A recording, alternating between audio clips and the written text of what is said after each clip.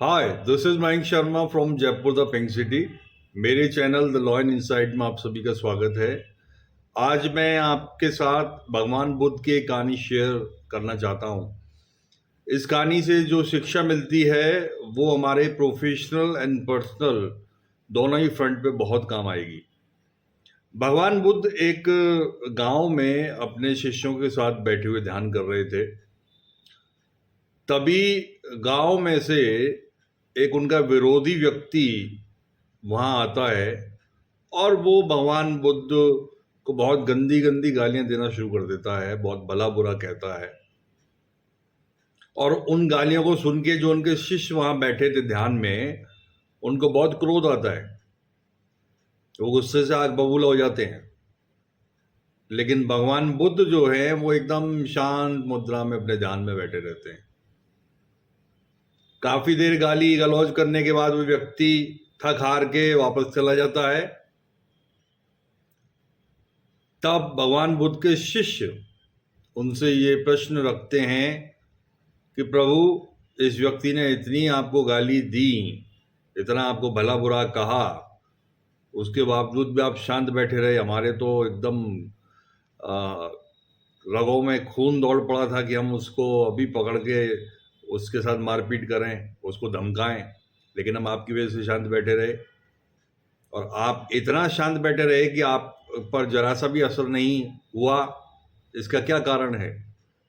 तो भगवान बुद्ध मुस्कुराए और उन्होंने कहा कि मुझे मेरे एक सवाल का जवाब दीजिए कि यदि कोई व्यक्ति मुझे कुछ देने आता है और यदि मैं वो चीज उस व्यक्ति से ना लूं,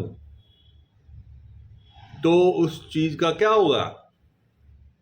उस वस्तु का क्या होगा जो मुझे देने आया था लेकिन मैंने उसको नहीं लिया? तो शिष्य बोले कि सर, वो वस्तु उसी व्यक्ति के पास रह जाएगी। तो भगवान बुद्ध ने कहा कि यहां भी तो ऐसा ही हुआ। वो मुझे गाली देने आया था लेकिन मैंने उस गाली को लिया नहीं, ग्रहण नहीं किया, तो गाली उसी के पास रह गई।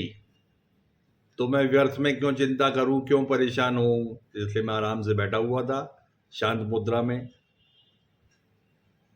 इस बात से उनके शिष्य बहुत प्रसन्न हुए और उनको वो मैसेज मिला कि किस तरीके से हम विषम परिस्थितियों में स्वयं को संयमित रख सकते हैं, संतुलित रख सकते हैं।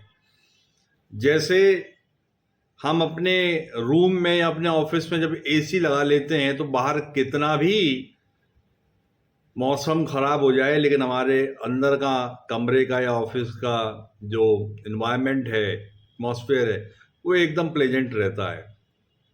उसी तरीके से जब हम अपने दिमाग में, मस्तिष्क में इस तरह के विचारों का एसी लगा लेते हैं तो कैसी भी परिस्थितियां आ जाएं वो हमारी मन स्थिति को खराब नहीं कर सकती हैं।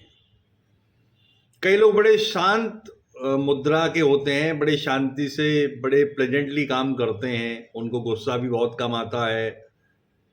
तो उनको देख के ज्यादातर लोगों को ये भ्रांति हो जाती है कि ये बड़े सीधे हैं, बड़े कमजोर हैं। वस्तुतः ऐसा नहीं है। सहन शक्ति जो होती है, जिसको इंग्लिश में टॉलरेंस पावर कहा जाता है, वो शक्ति है। दैट इज ए पावर, शक्ति। वो कमजोरी नहीं है, सहन शक्ति।